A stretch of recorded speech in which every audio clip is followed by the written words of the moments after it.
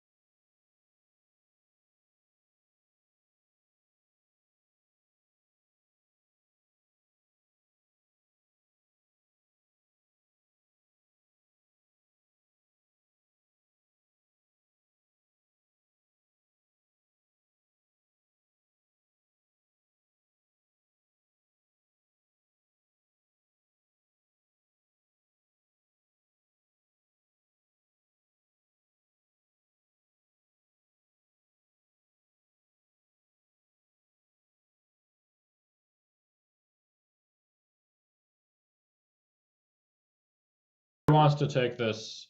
I'm feeling feisty, so I'm going to try to checkmate him.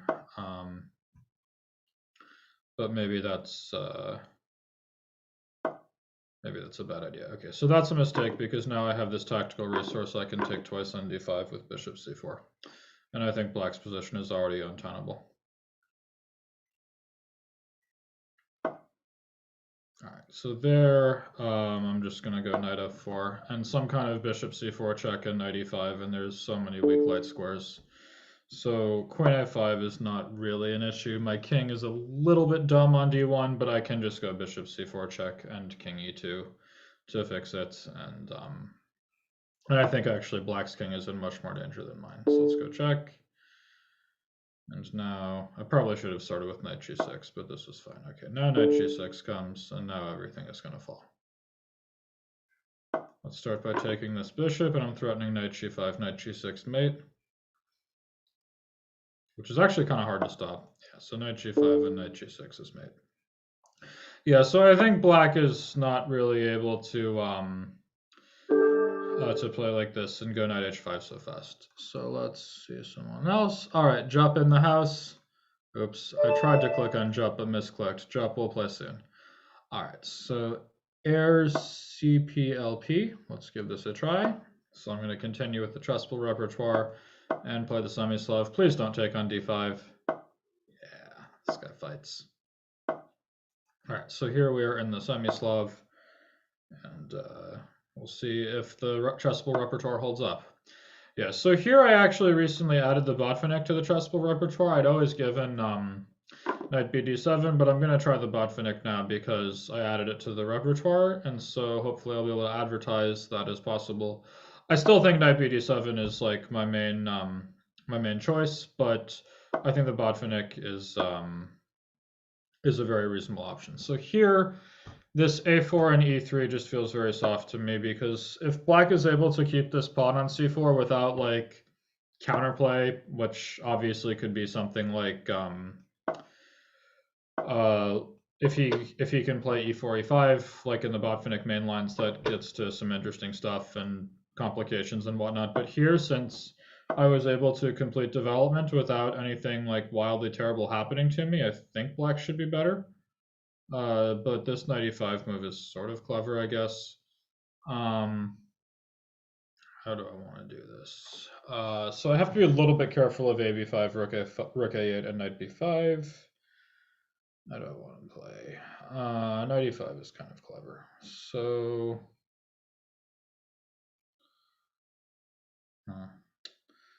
yeah, now I'm wondering if I've misplayed this a little bit, but I'm gonna go queen c8. This feels a little risky, but I think that's too much. Bishop f6 and queen g4 and knight e4 and too many threats. So how do I want to do this? I'm wondering if I've played this badly somehow. Probably should have played knight b7 instead of castling at some point. But now I'm burning time and confused.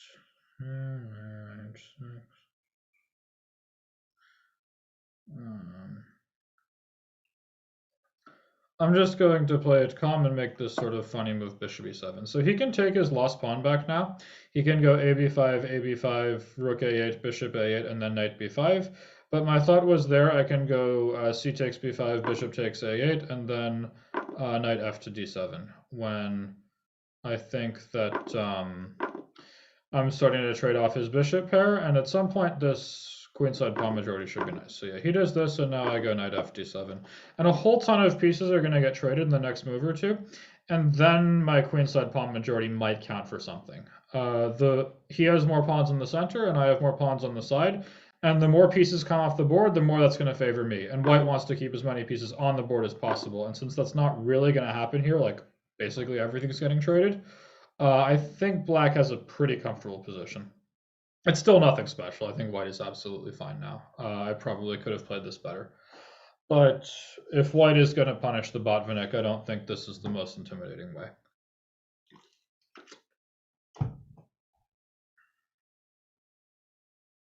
All right, so f4, sure. I don't believe he's going to checkmate me if I take this knight.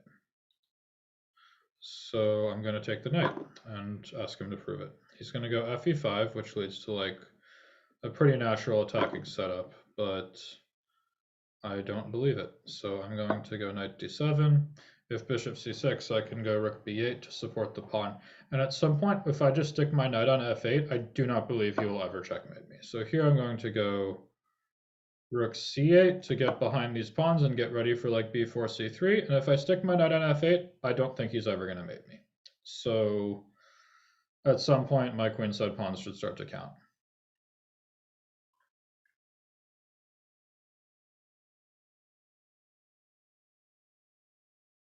I don't know. I mean, you always have to be careful. Whenever your words are, I don't think he's going to mate me, when your king is a little bit sketchy, that's something that you should be, that's the first alarm bell that you should think, wait, maybe I should be a little bit careful here, but here I do think I have it under control. I think white still has to be fine, but it can't be that bad for him with this nice bishop on e4. But all right, so let's get these guys moving. I want to make a passed pawn. I'll play knight f8 if I need to, but not if I don't. So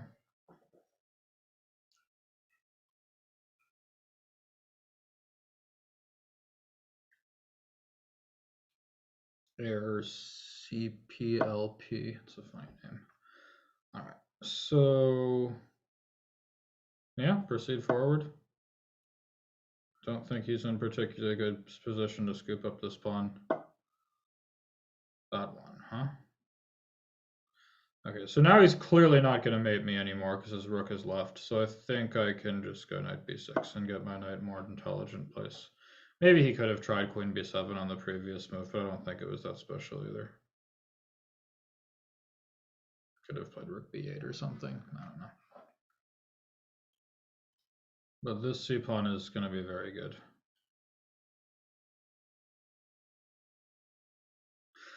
And so for guys saying, please don't take on d5, I don't know. I mean, exchange Slav, I don't fear it. I think black is absolutely fine, and I'm not wildly concerned when white does it. It's just boring.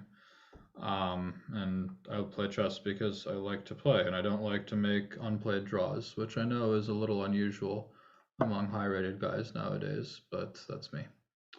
So yeah, queen g5, I gotta harass that rook, seems very natural.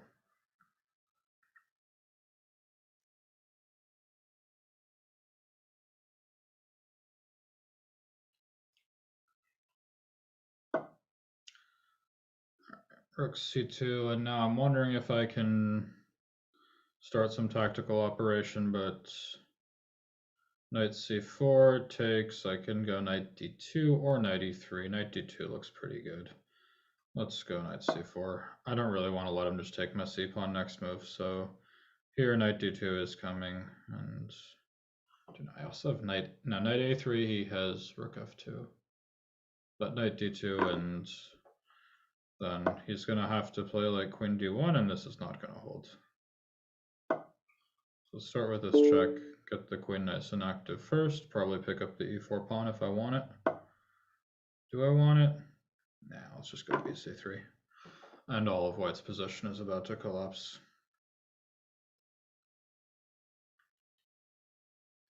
Maybe I could have taken e4, but there's just no need.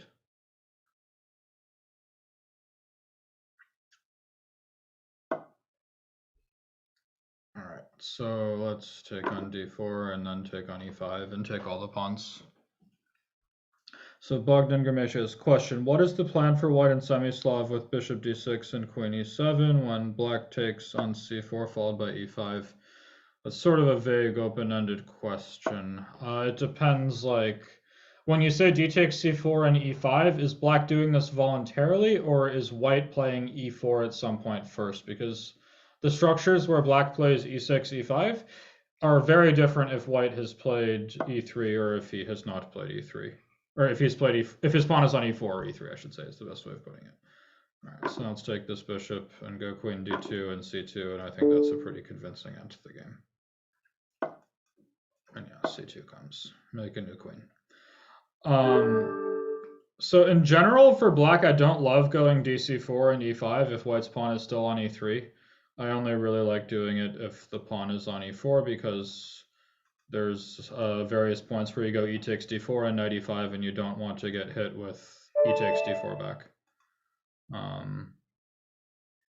Okay, so here we have Jupp, one of my favorite guys.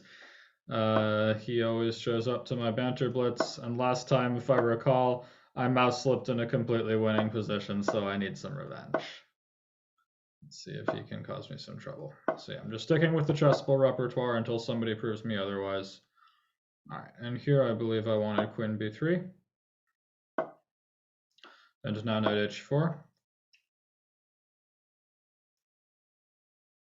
And harass this bishop a bit. So the main move now is bishop c8, and then there have been some lines where white plays queen c2, and after e6, knight f3, he gets some weird kind of Moran where black's rook is on a7. But what I had come up with against Alejandro Ramirez in the US Championship, it was a novelty I've been sitting on for a while, is after bishop c8 to just take on d5 and play an improved version of the exchange Slav. And I won a pretty nice game and thought I put some pressure on black's position. But yeah, so here, this is what I gave in the course. And basically my thought is I'm completely unintimidated by the h-file. I don't believe black has any attacking chances. And clearly our fellow Jupp agrees because he is just castled as well. But now I'm able to play e4. And so white gets the whole center and the bishop pair. And once the position opens a bit, the bishop pair should count. All right, so here I could get fancy with bishop g5, but I'm just going to grab this pawn. I think the bishop might be better on e3. Yeah. So now once bishop e3 comes, like he's in an awkward spot because I don't know how scared he is of d5, but it could matter. And his rook doesn't really want to leave a7 and just drop the b7 pawn. So I think these positions are a little uncomfortable for black. Yeah, so here I go bishop e3. And now he's in a conundrum because d5 could be coming. Again, he probably should just allow it because he can't play rook a8, obviously. He can't play b6 because c6 is hanging. You can't play knight b6 or queen b6 without a massive disaster. He could consider c5, but then he's really opening position for the two bishops. Yeah, so I think this is a difficult position, and this is exactly the kind of position where the rook on a7 is just misplaced. Like, if black could just play the move like rook a7 to b8 here without losing the b7 pawn by stopping on a8 in between, then with b7 defended, he's a slightly worse for sure because white has more space in the bishop pair, but black is incredibly solid, and these structures can be really, really hard to break down from the white side. I've bashed my head against the wall against them a lot and found them very frustrating. Here, because this rook on a7 sort of got provoked there by this queen b3 move, I actually think black's position is really difficult. He probably should play c5 here. I mean, he could consider something like queen e7 and then meeting d5 with knight c5 and going a pawn down after bishop c5, dc6, when he should have reasonable play on the dark squares and the opposite bishops promises some defending chances, but it's unpleasant. And after queen e7, I also don't have to rush with d5. I can just make a move, rook d1 or something. So it looks like our buddy Jupp is thinking. So yeah, he does play c5, which, I don't know, it might be the best move, but at the same time, if he has to do that, that's a sign the position has already gotten a little bit out of hand for him in a way that I don't think he'll enjoy. So I go rook fd1, queen c7. If he can, and here I'm going to go d5, I think is fine. If he plays like knight f6, bishop f3, I even think whoa, that I wasn't expecting. But it actually makes perfect sense now that I think about it. So let's get this bishop out of dodge. f5 is clearly coming, and I don't want to be there when it happens. Yeah, I actually think d5 may have been clumsy of me, because now his position makes sense again. Yeah, now I don't like my position all of a sudden, actually. All right, let's go h4. And my thought is on f5, I can play bishop h3, and then it's hard. He doesn't really want to play f4, and I can prepare for h5 next. But no, I somehow completely blanked that e5 was a possibility, and now I think black is very much fine. I should have played something else instead of that. Maybe queen d3.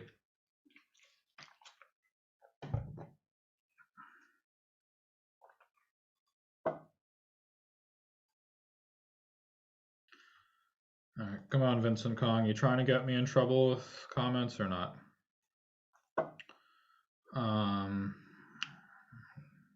Obviously you have a point, but let's not discuss that. All right, so now let's go bishop g5 and start harassing his position a bit. So bc, and I think I'll take with the queen. Just this c5 pawn looks incredibly weak now. So queen b5, sure. Let's go rook ac1. And the c5 pawn really feels very vulnerable to me.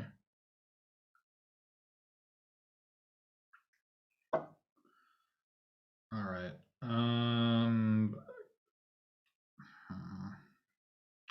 Let's go rook a4 and harass this pawn and get ready for bishop f1. So our buddy Jupp is running very low on time now. Now bishop e3, a5. Let's see, so I can bring the rook back to c4, I guess. Rook c8. No, I didn't like that. That was dumb. Let's go rook a4. And then let's just thinking maybe bishop d2. Yeah, let's go bishop d2. Seems good enough. Knight d5, bishop a5, and I'm good.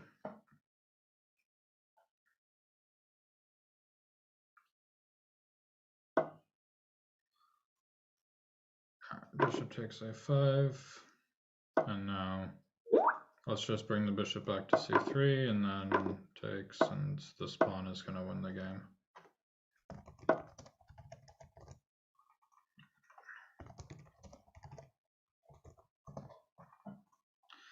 Yeah, so let's go bring the rook to like c6. Seems like a good square.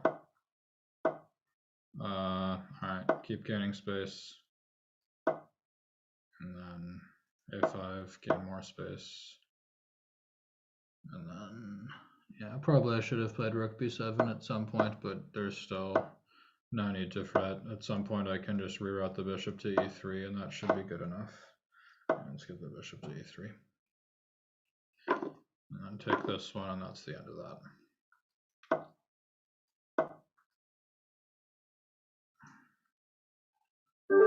Okay, so good game, Jupp. I managed to avenge my previous loss, but yeah.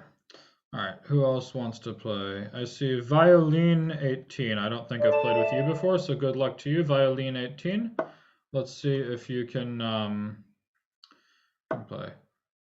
And yes, so just looking at the chat, sorry against your loss against Sanova Hep. Yeah, he just played better than me. It doesn't really bother me that much. I played badly. I deserve to lose. Wish him all the best. I actually didn't follow what happened after that. I sort of lost interest once I lost, but yeah, he just played a very good match. I got good positions. He was incredibly resourceful, played really well, and you know, if I get a bunch of like really good positions and fail to win them, and you want to blame somebody for that, you can look straight in the mirror. So let's see. So somebody says Anish just made a dragon course, and how would that compare to the classical Sicilian?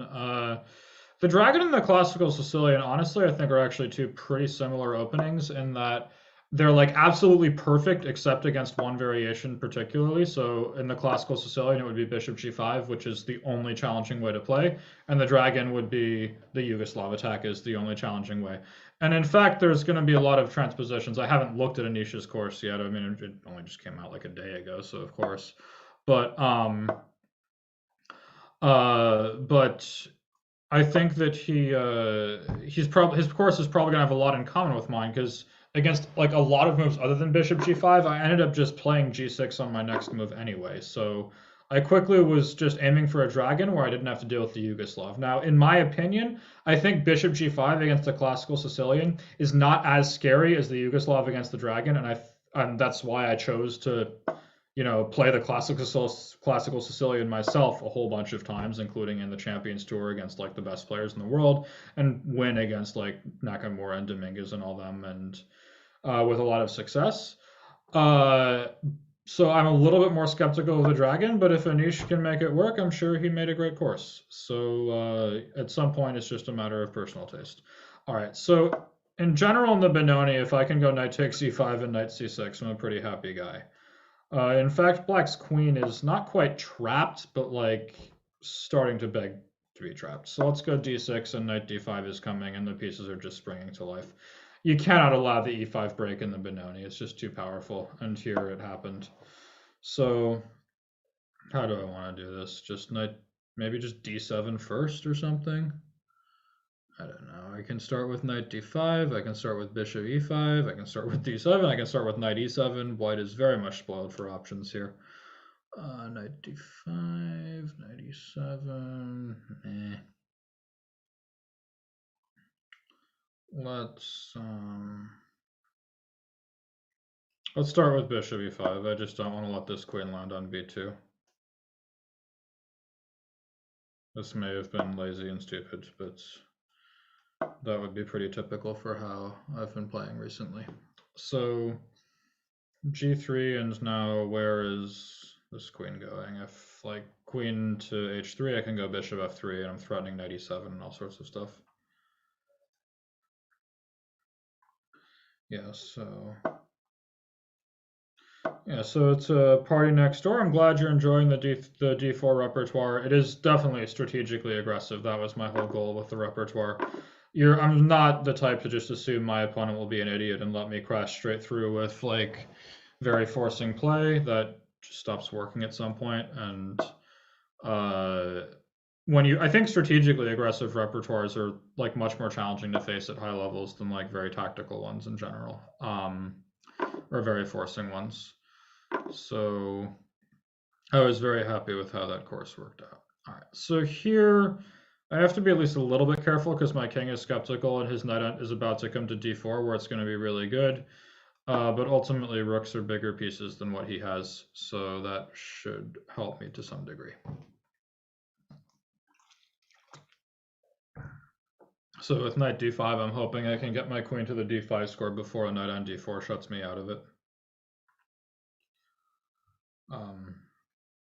But yeah, I think my d4 repertoire is kind of demanding. Like you really have to understand exactly what you're doing strategically, and I think it's much harder to like memorize key lines when you have to know like the very subtle positional reasons behind why each move is best as opposed to the tactical ones. I think it's a higher level repertoire than what you would get in a lot of more forcing lines, but yeah. So are the courses on Chessable very complete? I certainly do my best. Now, every time I come out with a course, there's going to be something missing. Like, it's impossible to cover everything. Generally, what's missing tends to be relatively non-noteworthy. For the classical Sicilian course, I believe there were 2 spots that were missing at first that I really believe should have been included and that I just missed while I was preparing. They were not wildly challenging in modern times and were really seen more a long time ago. But yeah. All right, so this guy is playing very aggressively with knight to g5, which is absolutely the right decision because he's completely dead if nothing unusual happens. Like if I go knight d8 and bishop e4, like I'm going to lose my queen. So he's complicating the game, but I still think I'm in good shape. So I'm going to start with knight e7 check and just take that bishop. And yes, hello Sam Shankland with beard. Yeah, I've been very lazy about shaving for I have absolutely no idea why. But it will be gone soon enough, so don't worry. I'm not going to look like a Wolverine forever.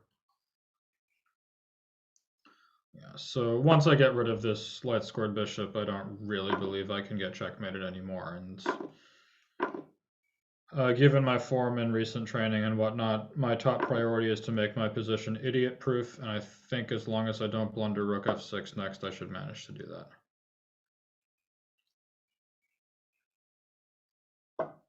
Yeah, so here, and okay, the knight will come to d4, but I have an open e-file to work with, so I'm not wildly concerned. Yeah, so check, and now who's going to checkmate who? Rook e8 is coming. And I think there's a very valid question, who is mating who here?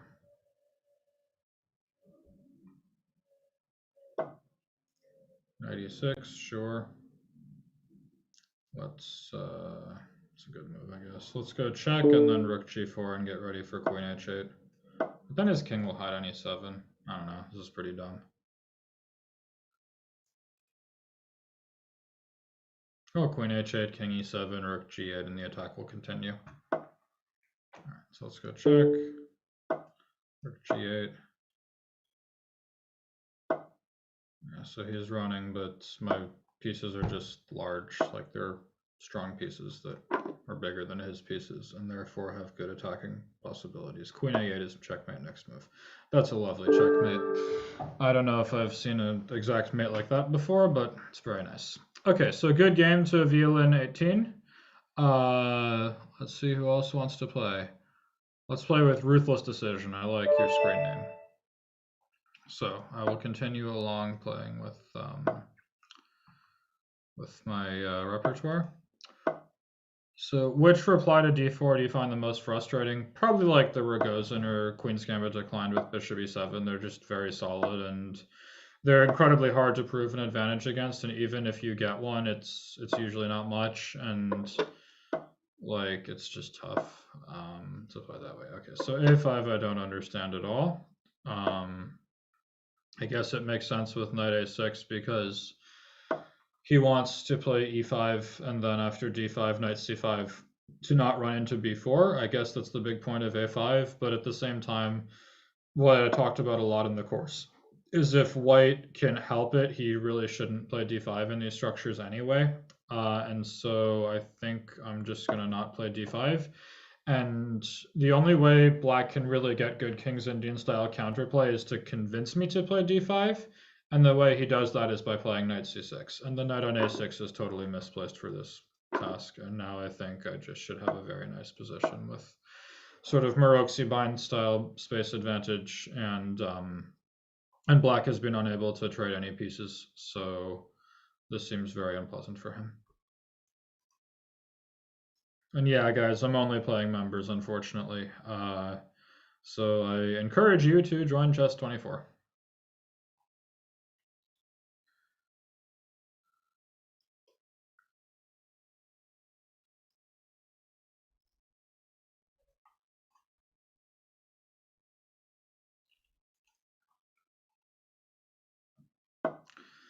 So here in general, the rooks just belong in the center. I know once upon a time my understanding was the rooks belong on d1 and c1, but that's very much incorrect. The rooks belong on d1 and e1. So already like knight db5 is very tempting to me.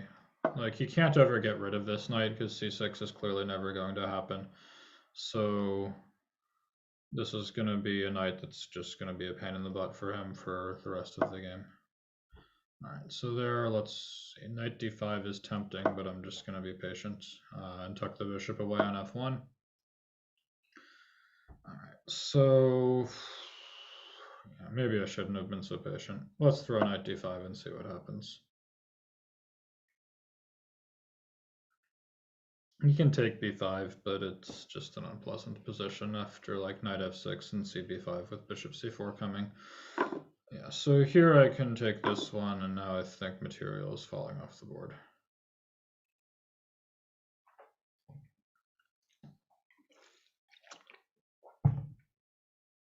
Yeah, so there, and bishop takes b5, and the rook is hanging on e8. So now material will drop.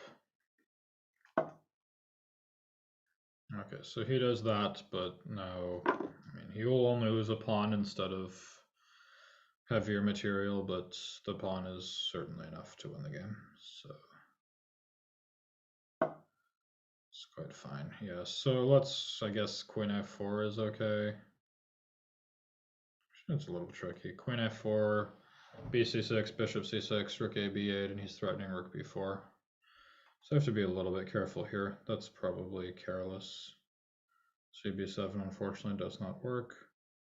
Can I go rook takes d6? Be a funky move. Queen d6, cb7. Then rook c2, ba8, but the rook on c2 feels like it's going to checkmate me, so I don't want to do that.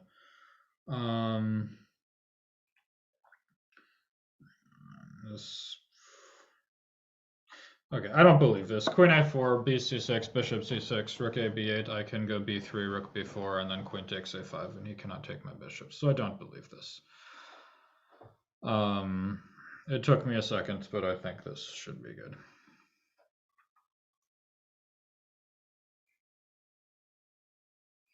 I need more compassion.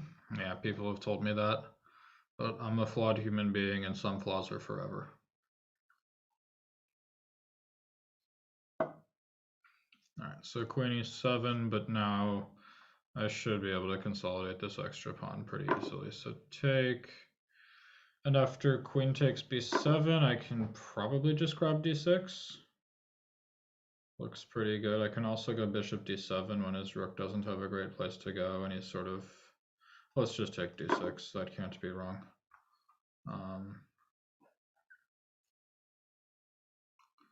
So knight c5, sure. I guess I can take it, and then take, rook takes, bishop c4, queen b2, and he sort of has a little counterplay. It's not much, but if I take it in bishop c6, there's queen b6 or queen c7, and I don't win material on the spot or anything. If I start with bishop c6, that looks like a good move. I think that's what I'm going to do. Let's just go bishop c6, and I think the tactics favor me. How would I describe my own playstyle? Just, I don't know, professional, I would say. I try to like work really hard and be better prepared than my opponents by like working hard in the opening, trying to calculate as well as possible, doing endless calculation exercises. I don't have any, I don't know, I mean, I've won very few like brilliant games in my life. You know, I've won a lot of tournaments, but I haven't won many brilliant games, and that's totally fine with me. It's just I do what it takes to win, and my lack of beauty prizes doesn't really bother me. I mean, I just try to fight every game. Like I never make any like quick draws or anything. It's I'm just yeah.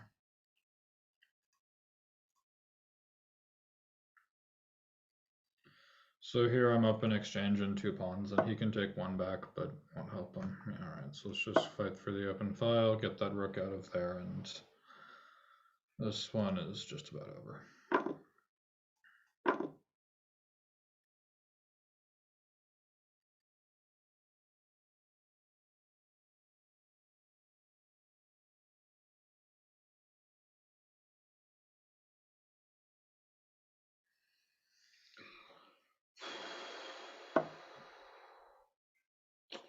so let's checkmate. Bishop h6 and rook f8 is mate. All right, so good game to ruthless decision. Let's see who else wants to play. Let's see. I see Tatner wants to play a fast game, so this will challenge my ability to play quickly and banter at the same time, something I resoundingly failed at the other day in that Banter Blitz Cup. But hopefully I can do better this time. So 3d5, let's continue along with the chessable repertoire. Is this guy going to take on d5? No, he's a fighter. That's good. All right, so do I think low-rated players spend a disproportionate amount of time on openings? I mean, it depends on the low-rated player. Some of them certainly do. Others don't spend enough. It also, I guess, to a degree, depends on why you play chess. There's low-rated players who are completely content with where they are in chess. They're, they don't have any ambitions to get stronger, and there's absolutely nothing wrong with that. They just play for fun, and if they like to play silly openings that they know are objectively bad, that just doesn't bother them, and that's totally okay.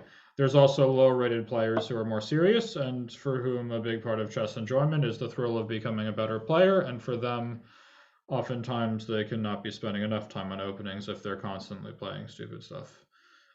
So let's say, I don't know. People say I like boring chess. I don't necessarily know. I like correct chess. I like fighting for, I don't like doing things I think are dumb just for the sake of doing it, I guess. But yeah, so this guy is playing pretty well so far. He has a totally fine position. But maybe I can hope to make something happen later. Beard looks great. I don't know. I'm thinking about keeping it, but no, I mean, I guess I'm very theoretical, I guess I would say. I try hard to be well prepared and like understand stuff really well and play well as a result. So, okay, knight c3 is very tempting here. Bishop c3, bc3. If bishop c3, bishop f3, queen g5, and cd4, I'm at least getting my pawn back. If queen c3, bishop f3, queen g5 check, queen h5, f4, sort of alive there. I'm just gonna, well, I'm down on time. I'm just gonna play this and hope for the best. This is a fast game. All right, let's see if he dares to take on c3 and enter the chaos.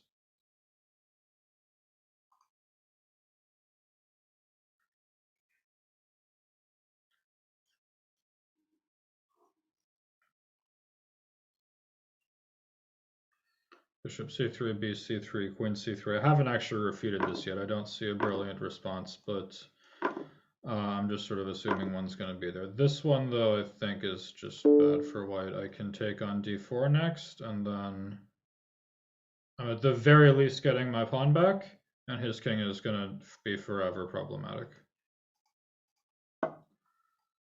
What part of tournament prep do you find most stressful? Really none of it. I think I have just good nerves. I love to play chess. That's why I play it. I mean, I don't mind preparing for tournaments and doing deep preparation or whatever.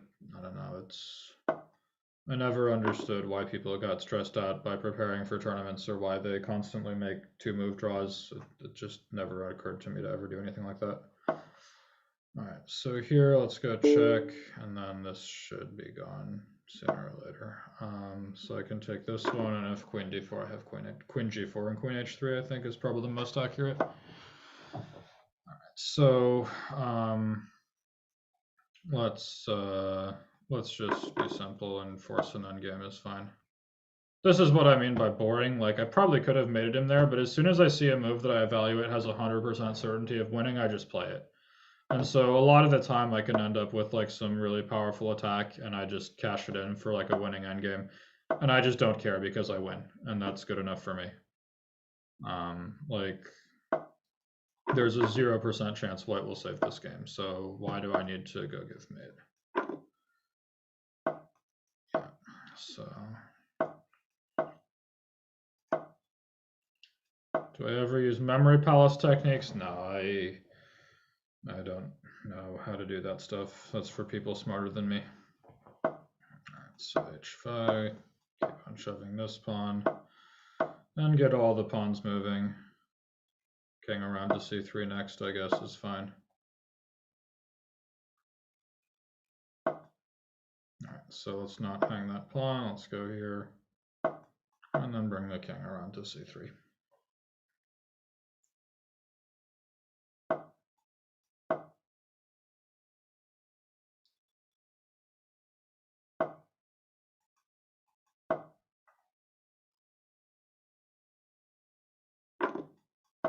Alright, this I believe I'll be able to convert into a win.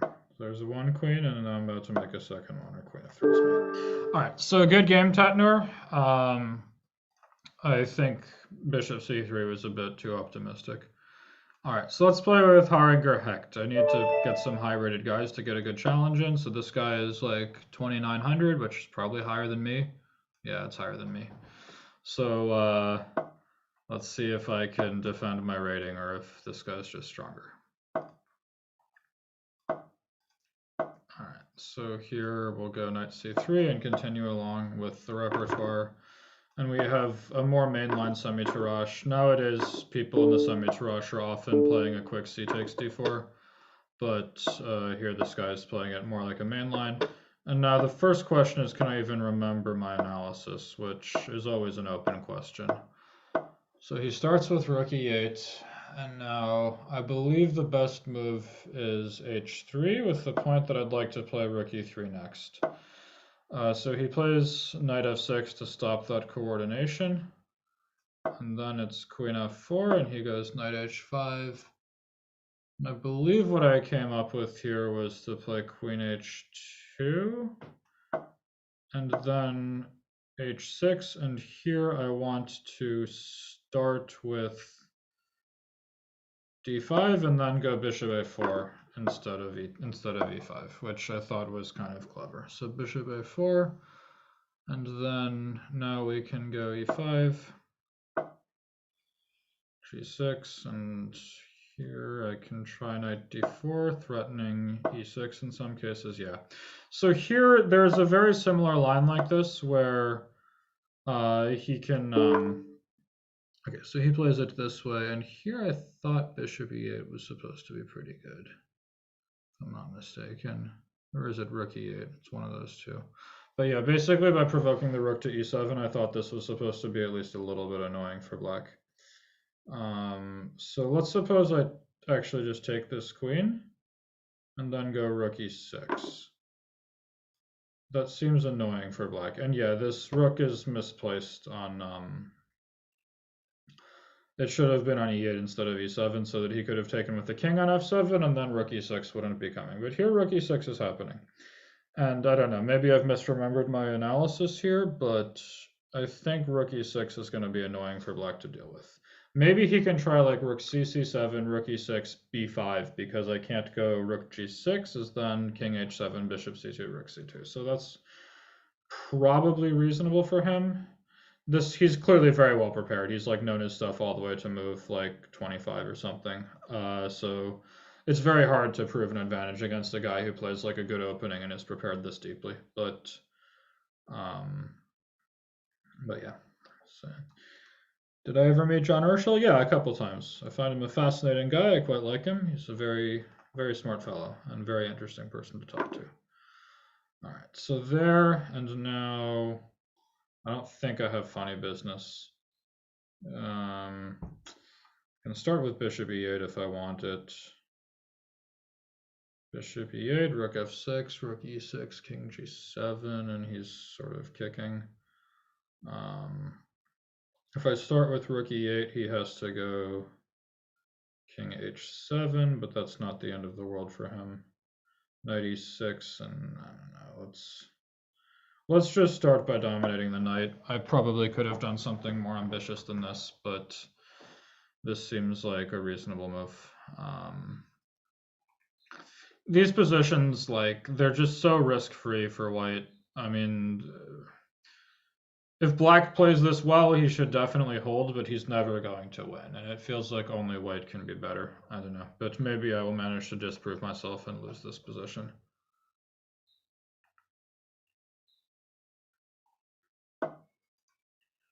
Okay, so he goes rook fe7, which makes sense. How do I want to play this? If I play knight e6, that's not great. Can start with bishop c2. I kind of like that. Let's just do it and see what happens. His king is a little bit awkward. Nah, he just goes king f7. He's fine. At some point, maybe I'll actually care about being a pawn down. Nah, king f7 is a good move. I was thinking that if he plays king h7, I have knight e6, but then the tactics work. But yeah, no, this guy's playing well. What to do? But even here, like king f7, rook e7, rook e7, a4, and rook b1 is coming. It just feels like it's harder to play this position on the black side. I mean, I'm sure he's fine, but it will take some effort to hold it together. So let's say takes. And now I can start with rook b1 and meet b5 with a4, for example. Seems very reasonable. Takes rook b6, or I can just start with a4. Let's see, if I start with a4, oh, he brings the knight to d7. Yeah, fair enough. All right, let's go rook b1. And I'll play h4 and sort of pretend that h5 is a problem for him. It's still like, I mean, I'm pawn down and it's just totally fine for white. But, you know, if I play low rated, so far today I've played a range from now 1500 to 2967. So I'm trying to play like a diverse range of opponents. How do I evaluate Nepomniachtchi's chances against Magnus? I don't know. I guess we will find out. I probably shouldn't comment beyond that. All right, king f6, sure. Let's just start centralizing the king. Seems fine. Maybe I can consider rook b3, rook f3, and harass him a bit. It's not that easy to deal with. He probably should try like a5 and bishop a6. That bishop has no other way to get in the game. All right, rook e8. Let's go rook b3 and get ready for rook f3. Doesn't seem that easy for him to deal with.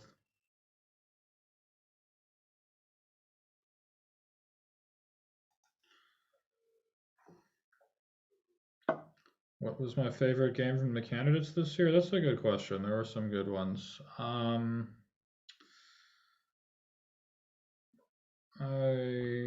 not sure off the top of my head.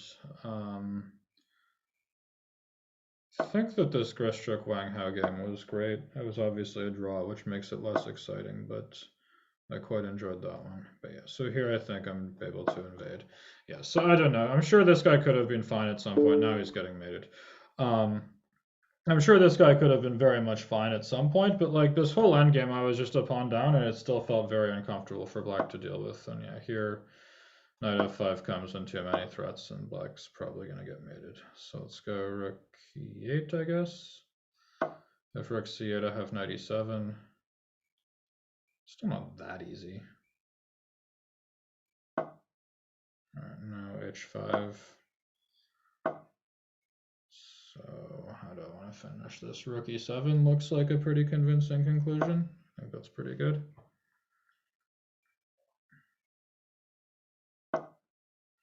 There, but okay, so let's take this one. Then let's check here. Let's go knight d6. I'm sort of going around in circles here. Yeah, that was dumb. Let's bring the knight back to f7. And then I'll go like bishop f5 and get ready for h6. So h6. There, that's a clever move, I guess.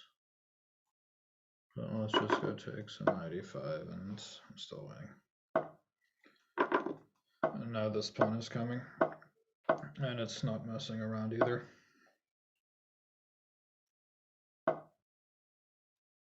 G7. Okay, so a good game to Haringer Hecht.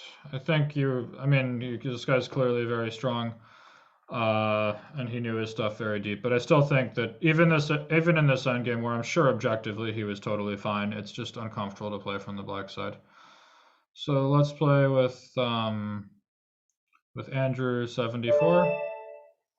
Good luck to you, Andrew 74. We'll play a good game. But yeah, returning to what was my favorite game of the candidates, if I had to pick one, I think I would say maybe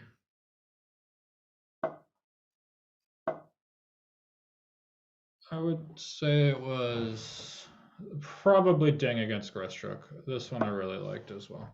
I don't know why I just played G3. That's not particularly consistent with my repertoire, but let's just do that.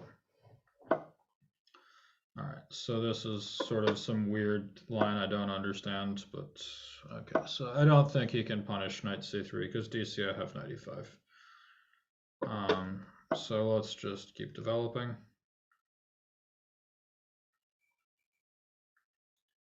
Yeah, so good game, Harriger Hecht. You probably remembered my course better than I did.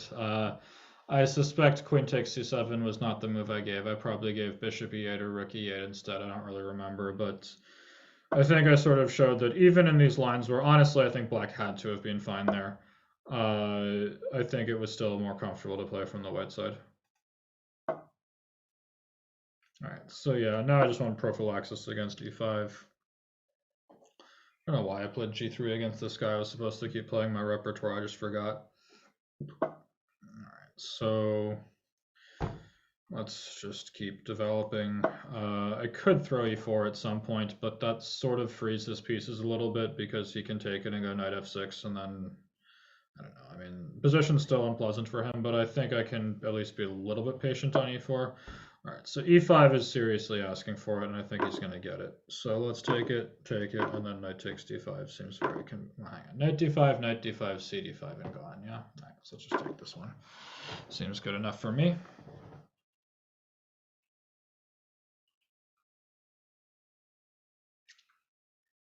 And yeah, the tactics, black's position falls apart. And bishop e5, and now it's gone.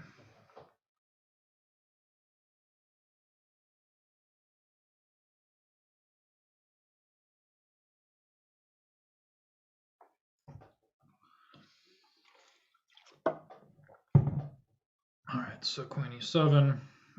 Let's just go queen b2 and make a nasty pin. If queen c3, he would have had knight e4, which would have been bad news. But here I have maintained the pin very nicely.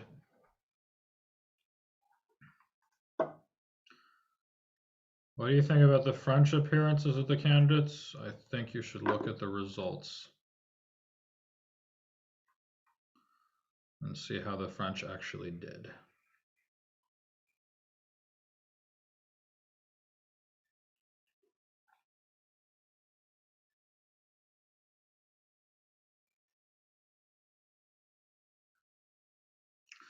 Sad to see Wang Hao retire. I don't know. I think everybody who loves chess as much as him and me and all of us, we've all had those thoughts at some point. I don't know. I mean, I quite like Wang Hao. I wish him the best, whatever he does, but I wouldn't be surprised if he's back soon. It's just, the game can totally break your heart, but at some point, when the pain subsides of what has happened, you can come back and realize that you loved it after all.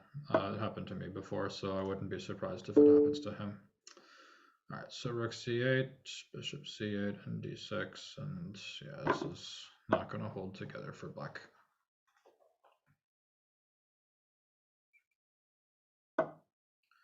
There's a piece, and then another one.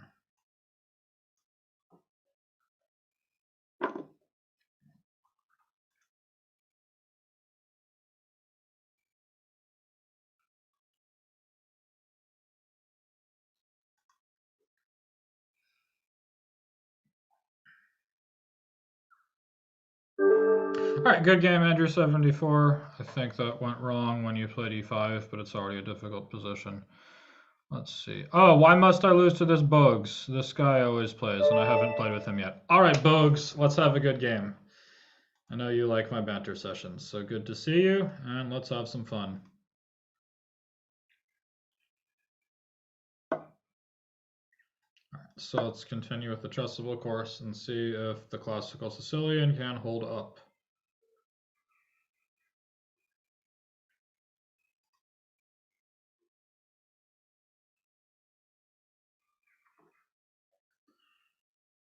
Which chess heartbreak hurt you the most? Come on, this is not a therapy session. There are some things that we should keep to ourselves. I don't know. Look, I mean, when you try your hardest and get this good at something and then continue working and just continuously fail, or especially if you fail for reasons that may or may not have anything to do with your ability to play chess, and for outside reasons that can be very disheartening. But chess is not totally fair. I don't think that's wildly controversial. I think that's just a fact we all know.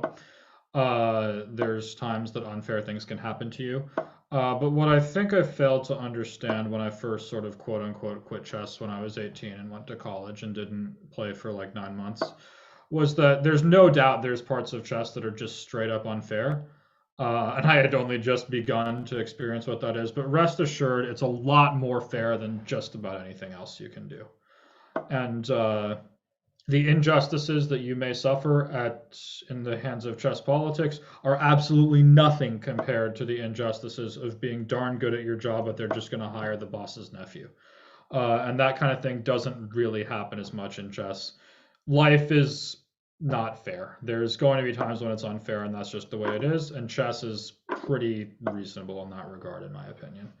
So, I don't think we have any chess player really has much grounds to complain if something bad has happened to them. Yeah, so here I'm already regretting playing knight c4. I probably should have just taken a4 previously, but let's well, I can't look at myself in the mirror if I don't take that bishop. So we're going to take that and go rook fe8. I could play bishop a4, but b3 is a bit annoying. So I'm going to go rook fe8 and stay solid. And in general, when the dark squared bishop ends up alone like that, it should just be very good for black. And here I think he's already just losing a pawn on the spot, because if he plays b3, if I want to, I can just take the knight and then take on c2. But I actually think I'm going to be a bit more prosaic and stick the queen on c3 instead. If rook d3, I think then I will take on d4. And once the queens come off and I no longer have to worry about the dark squares around my king, then I will go pawn hunting. But in the meantime, I kind of don't want to give up the dark square bishop so soon. I'm sure it would have been fine, but if I had played bishop d4, rook d4, queen c3, and some kind of rook e1, rook e4, and harassment on e7 comes, that could have been annoying. All right, so that makes some sense. Not so easy to make further progress, actually.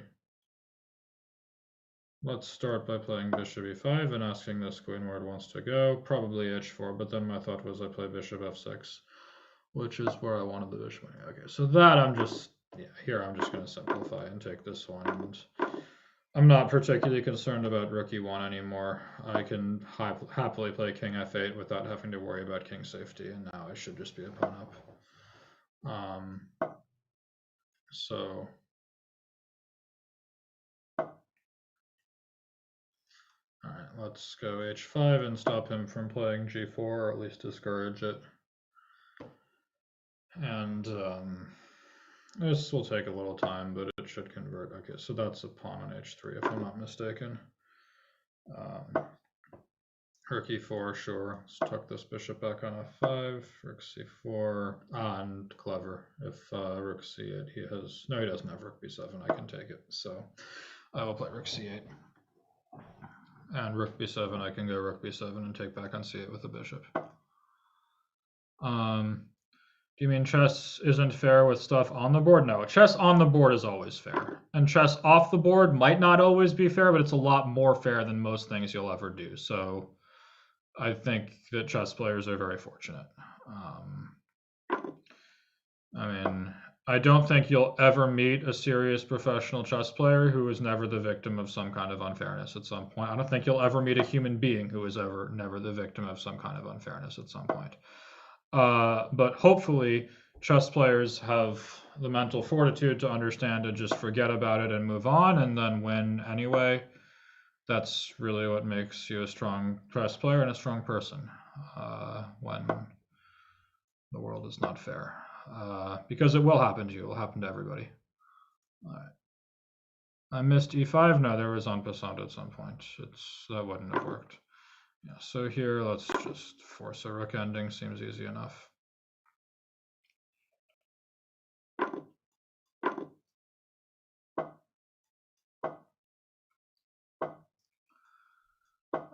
Rook c3, and yeah, I'm 2 pawns up, so this should be very routine. Sam has the best banter blitz. Thank you, I appreciate that. Let's go rook here, and then rook b3, and then I'm ready for like d5 next, and this game is just about over. I'm sure there's other guys who are pretty good at banter blitz themselves, but do I plan to play in Spain? I would love to play in Spain. I just don't know of any tournaments. I really enjoyed playing Barcelona Casino and also Barcelona Sans. I mean, now I've sort of graduated from Open, so I don't want to play Barcelona Sans again. But I really enjoyed playing Barcelona Casino in, that would have been 2013, I think. So I would love to come back to Spain sometime. I also played Sunway Sea Chase, but again, I've sort of graduated from Open. So I mean, Spain is actually probably my favorite country in Europe, but I just don't know of any tournaments that would want me. If there's a strong closed event, by all means, I would love to come back. So, do I follow any sports outside of chess? Not like really closely, but I enjoy a lot of sports outside of chess. I mean, I like baseball and basketball, and not basketball not as much. I like baseball, both footballs, American and European. I really enjoy. I'm not like the guy who knows like all the players and all the teams by heart, but I enjoy watching the games. All right, so we're playing with Awake. Let's see what he can do to me. And why did I just play knight f6? Let's go back to this. Luckily, I can transpose back to my repertoire. All right, so DC, queen c4, bishop f5. We're still following the Semi-Slav course. And here I believe it's actually very important to delay the move knight bd7. That's one thing I took away from this line, because if white plays a plan with queen b3 and knight d2, knight c4, I think the knight on d7 ends up misplaced. All right, so here we'll go knight bd7. Rook d1, no, you can't do that. Now bishop c2 and you lose material. Because knight b6 will trap the queen. Yeah, white should have played like e3 or something, but I still think black has a pretty comfortable position. Do I know Christian Pulisic? I don't think so, no.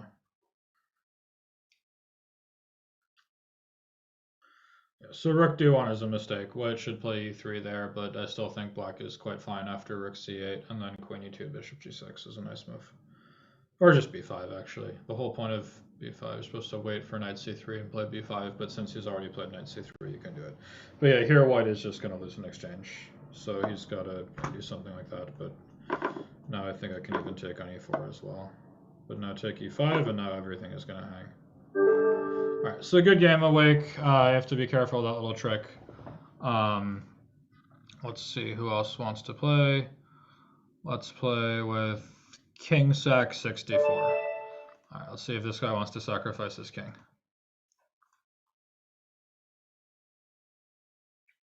All right, so continuing along with the chessable repertoire, we're going to go for what?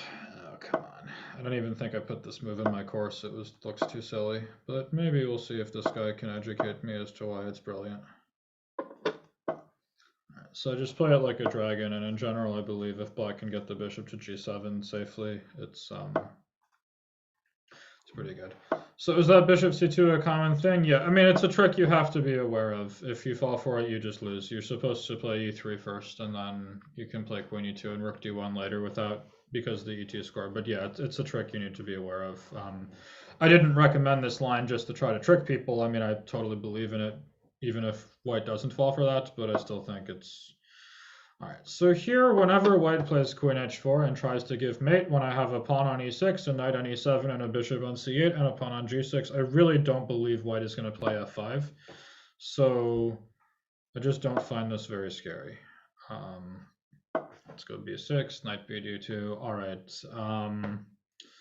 Start with bishop b7. Okay, he's tempted me enough. I'm gonna go d5. If he plays e5, I can go d4 and knight d5 or something. All right, so there. Let's go d4 and like give white a bad structure, I guess. Or try to. You can play bishop g1, I suppose. Bishop f2. But let's take this and then hopefully put some pressure on his center a little bit from the sides and play this almost like a weird Grunfeld. Will I do a second chessable repertoire? I mean, I didn't know what it would be like, just like e4 or something, and then just an entire new thing. I don't know how I would do that or what it would be, but maybe down the road. I don't want to rule anything out, but they haven't asked me for anything, so I'm certainly done for now. I mean, I'm currently in Glasgow and looking forward to playing in Prague next, but yeah, once that's done, maybe I'll have more time. I really managed to put the pedal to the metal on the chessable stuff while I was locked down and unable to play, and that I was happy to be that productive. But now that tournaments are coming back and I have Prague Masters coming up, I mean, I think I have a lot less time to do chessable stuff. So yeah, I don't know. This guy is, I don't know. I mean, this opening he played strikes me as less than brilliant, but at the same time, it's really hard for white to just be worse, like if he puts his pieces on reasonable squares, so I don't think I'm better yet or anything like that. All right, queen g3. Let's put some pressure on this d3 pawn a little bit. No, I'm actually threatening to take on e4 and not let him take back with the pawn. And maybe I can just snap d3 next, but that feels maybe not the best.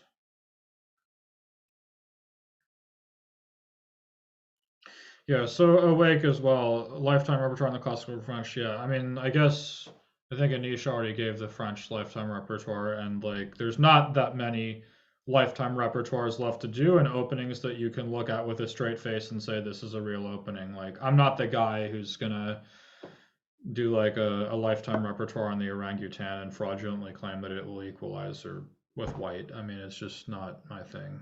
So given that there's not so many good ones like left to do, I'm not sure if I'm going to do another one. All right, so rook d1, I have some tempting options here. If bishop d3, this feels risky, but I don't see a refutation. But I'm going to take on e4. Lifetime repertoire on the king's Indian, I think that's already on the way. Yeah, so I'm fine with taking on e4, as now he can't take with the pawn, so I get the knight to f5, and that should cause him some trouble. Lifetime repertoire on king's Indian. Yeah, I think Gawain Jones is already doing that, so that ship has sailed. All right. Queen h3, sure. Let's just prepare for e5. Very subtle move, rook e8. But at the same time, I mean, I'm clearly telegraphing I want e5, but it's not that easy to like see what he's going to do about it.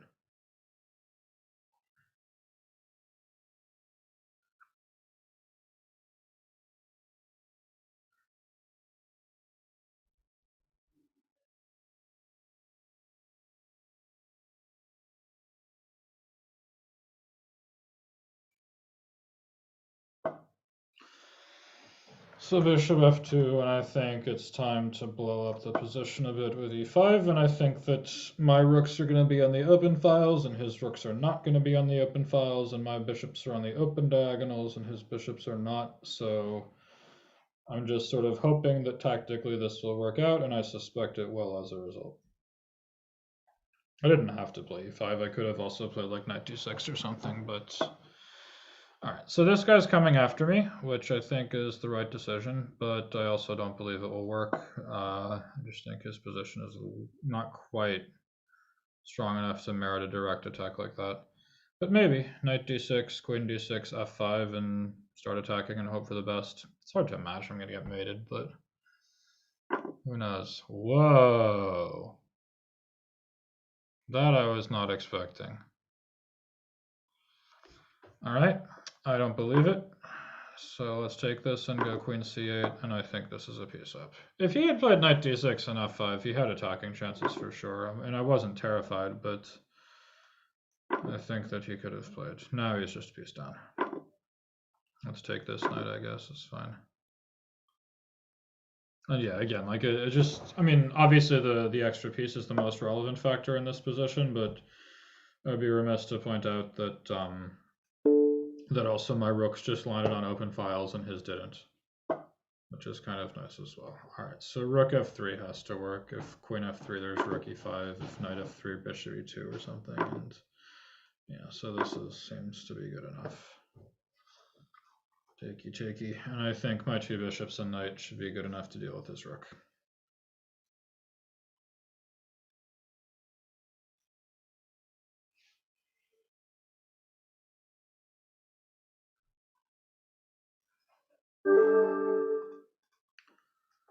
Okay, so good game to king sack. Let's see who else wants to play. Let's play with Oops Kitty with Gerald and Sheila Broflovsky. I mean, come on, I have to play with Gerald and Sheila. All right. This guy knows how to convince me to play with you. Always just have South Park characters as your profile pictures, and maybe you will get played with. All right, so let's. Again, I can't even remember what I recommended. Yeah, so this is going to be some kind of Tarrasch, but my whole point was with my move order was with knight f3 that I didn't have to worry as much about lines like this, but because I played knight c3 in this game for unknown reasons, I have to deal with this sacrifice, which is pretty reasonable, I think. But still probably reasonably nice for white.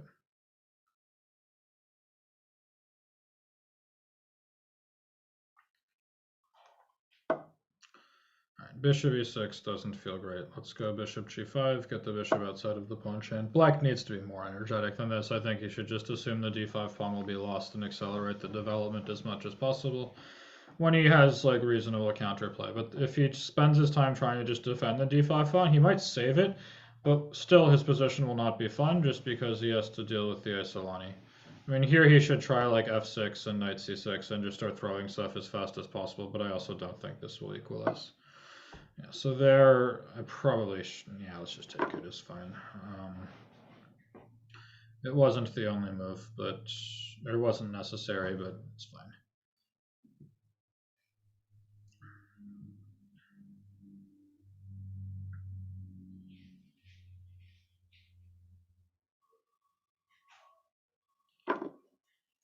Yeah, so here his king is going to come under very serious fire and not that much time. Like with the queens remain on the board, this is going to be very bad for black. I probably could have even played e4 instead of e3. But I think both strategically and tactically, black's position is untenable. All right, so let's castle. I guess he'll castle, but that sort of feels like he's begging to get mated. Rook g8, sure. I don't believe that.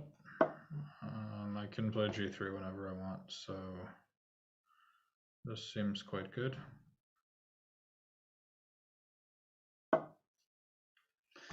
King f8. So now my queen is hanging, so it's not let it get taken, and black's position is just so rife with weaknesses, and this open g file doesn't scare me very much. Right, rook g7. Let's just go like, can't take d5 yet, unfortunately. I just blow up the position with e4. Why not? We're playing Banter Blitz. I'd probably do something a bit more prosaic if we weren't playing Banter Blitz, but here e4 seems like we're in the mood for it. I don't know. Maybe I would just play this in a real game too. It feels like it should sort of work. Like the heck's black gonna play. All right. a6, ed5, ab5, de6, knight e4 is coming. This has to be the end. Yeah, I don't think black's going to survive this one. Maybe he can try bishop g4. Yeah, bishop g4 is a good move, actually. Then I have to play bishop e2, and I'm only going to be a pawn up, which still should be enough, but I was hoping for even more.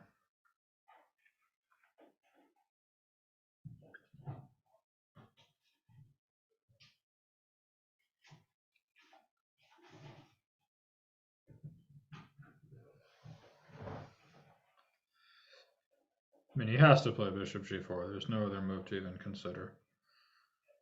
Okay, so that's not going to hold. d6, and now knight e4 is coming, and or knight b5 even.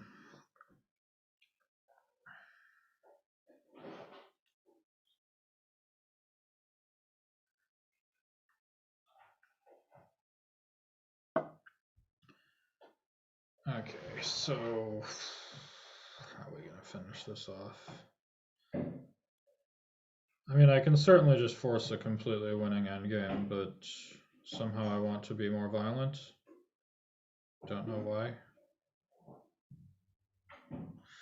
Let's just start with knight e4. This is what some people mean when they say I'm boring, is like, I'm sure I can mate this guy.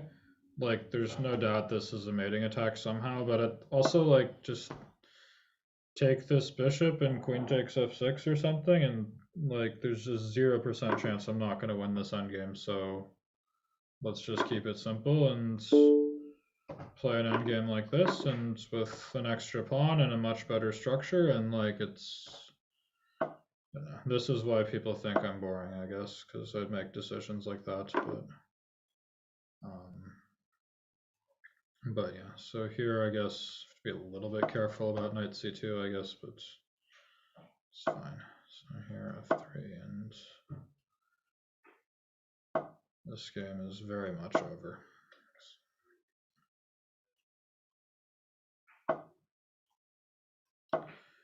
Take the pawns.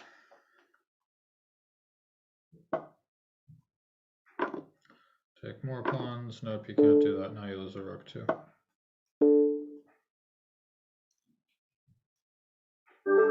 Good game, Gerald and Sheila.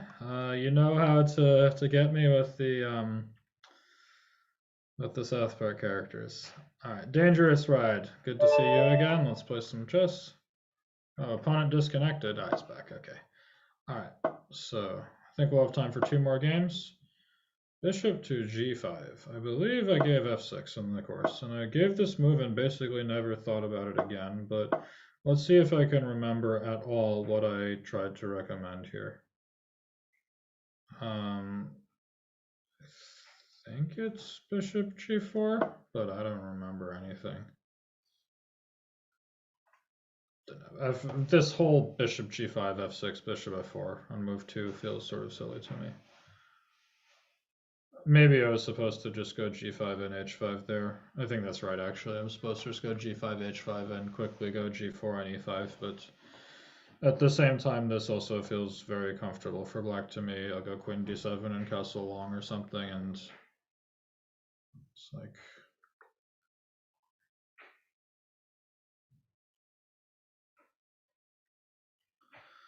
Dangerous ride is thinking. Maybe he prepared something in my repertoire. I didn't realize I'm capable of playing other moves. Yeah, so here I'm waiting with the e-pawn because I may want to play e5 if he plays e3 or something. So also with c3, it seemed like he might want to play queen b3 when I want to be able to castle long in response. So here he probably should like play b4 and then start attacking me, but I'm even tempted to just throw e5, d5, and d4 and say who's attacking who.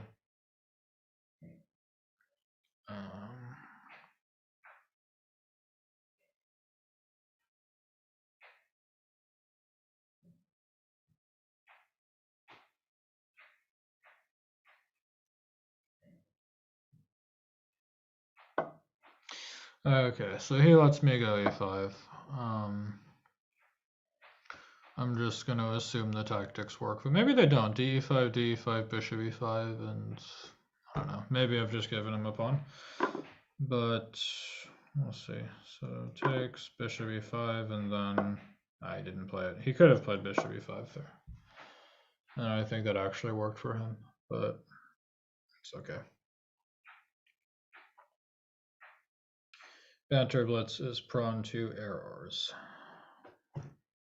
All right, forward ho.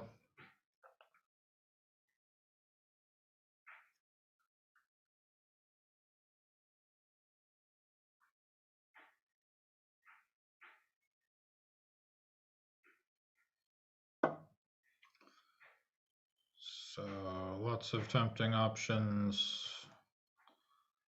I'm gonna start with bishop takes e2 and probably just take d4 with a good structure. I mean, I don't really believe knight e5 to d3 is gonna mate him if he castles short.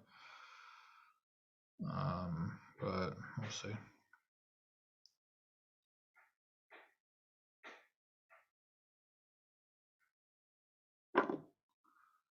So if knight e5, yeah, castle short, and I don't believe it. Let's just take on d4 and keep what should be hopefully a slightly more present structure. So we'll go bishop d6 and then get rook df8 next, I guess. It's probably a decent idea.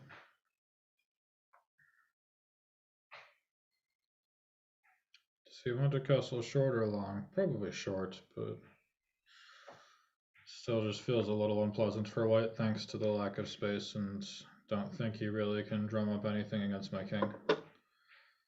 Okay, so he castles long, which I was not expecting. Let's unpin this knight and get ready to play knight g4. He doesn't believe knight g4. All right, let's see if I can make him a believer.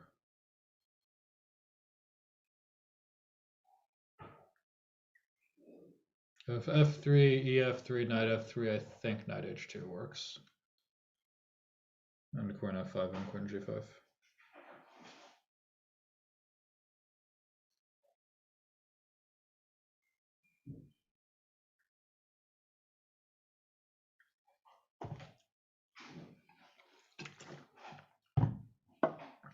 So rook f1. I don't think if knight h2. Okay, I'm going to start with h6, provoke the bishop to h4, and once it's there, then I will go knight h2, because now if bishop h2, rook h2, if rook h2, bishop h2, g3, I'll have g5, and his bishop gets dropped as well. So I think that's a nice inclusion to make before taking h2. If I had taken h2 directly, he could have then he could have taken it and played g3, and after h6 he would have had f4 and e5 for the bishop, and then I suspect that probably still was good for me somehow, but not so clear. And here I sort of was able to grab the pawn and get away with it by starting with h6. And now I'm a pawn up and g5 is coming.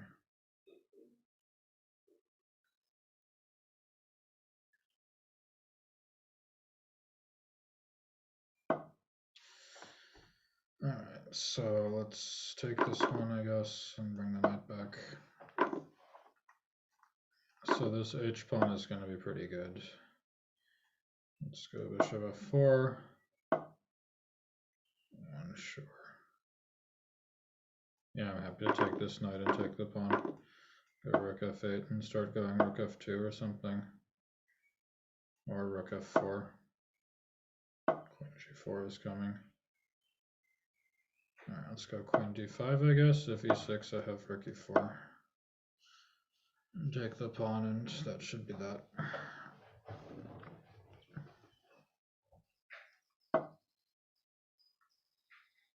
Alright, a little tricky, but g5 and, hang on, g5, rook e2. Am I blundering the game away?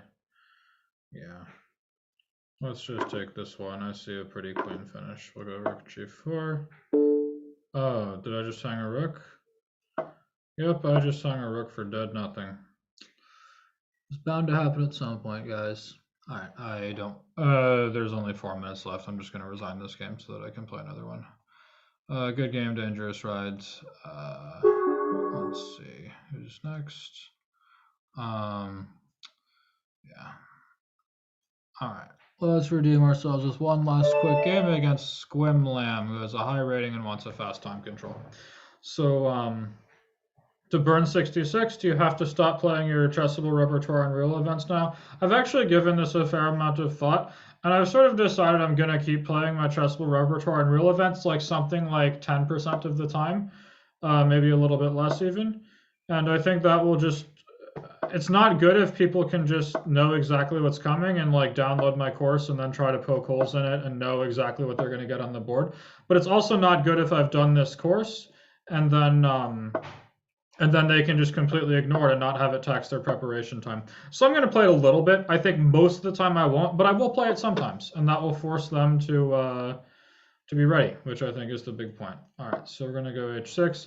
And if I recall, my big point in this line was I want to delay moving the b8 knight. Knight bd7 in these structures tends to be very bad. And the reason is that here he's going to go knight c3. So like here after castle, if after knight c3, I imagine he's going to play. If I were to play knight bd7, white is clearly better after b5. But I'm going to start with a6. And then I'm ready for knight bd7 next when b5 won't come. But if he plays b5 right here, then I will be able to put my knight on c6 instead. So now he's definitely not going to get b5 anymore. And as long as I don't let something bad happen to me with knight a5, which I don't think I'm wildly concerned about, I should be good to go. So I'm going to break in the center. If knight a5, rook a7, if nothing else, should be fine.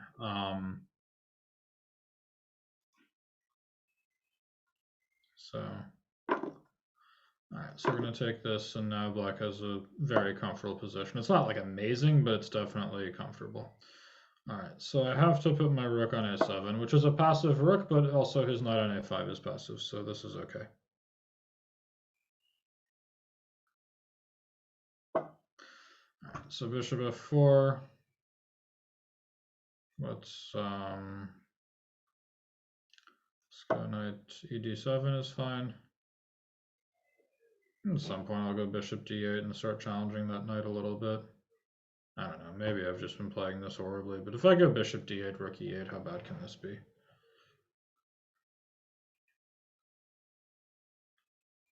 e5 was probably a bit too anxious. It was okay. All right, so rook e1, very subtle move. I wonder what he wants. His e4 makes some sense. Let's challenge this knight.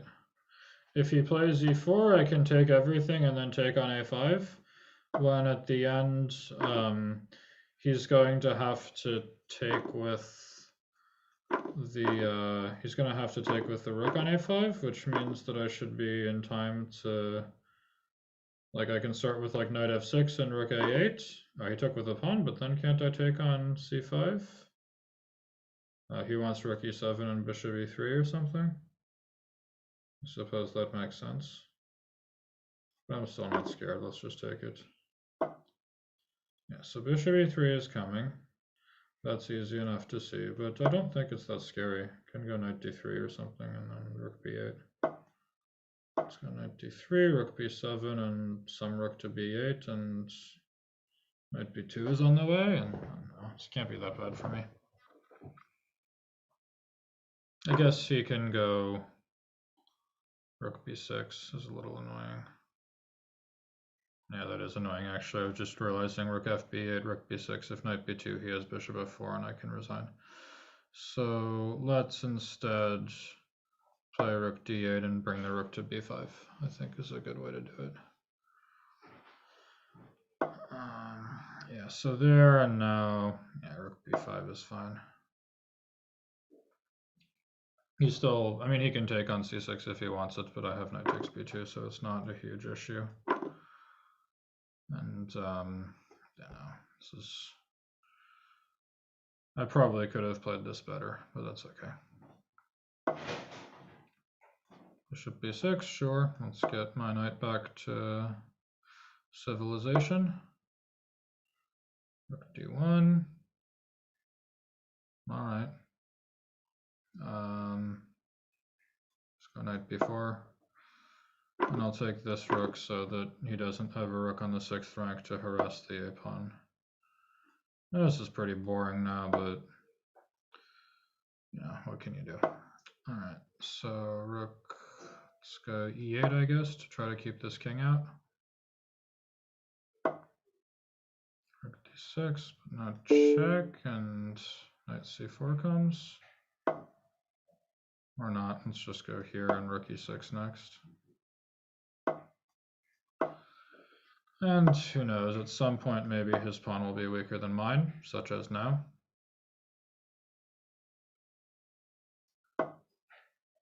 Alright, so I'm going to grab this pawn. Realistically, I definitely think white should be able to save this, but... Whoa, I'm low on time. Okay. Yeah, now I'm just flagging. Alright, here. Knight c6 and get this a-pawn moving and hope for the best. Yeah, I'm too slow. I can't play these crazy fast games. It was okay. Yeah, I had f5 there.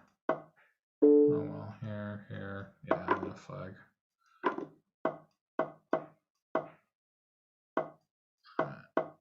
Rook e2. Yeah, okay, so he's just gonna flag me down a piece. That's fine. All right, so good game, Squimlam. Good games to everybody. This was fun, and I will see you next time.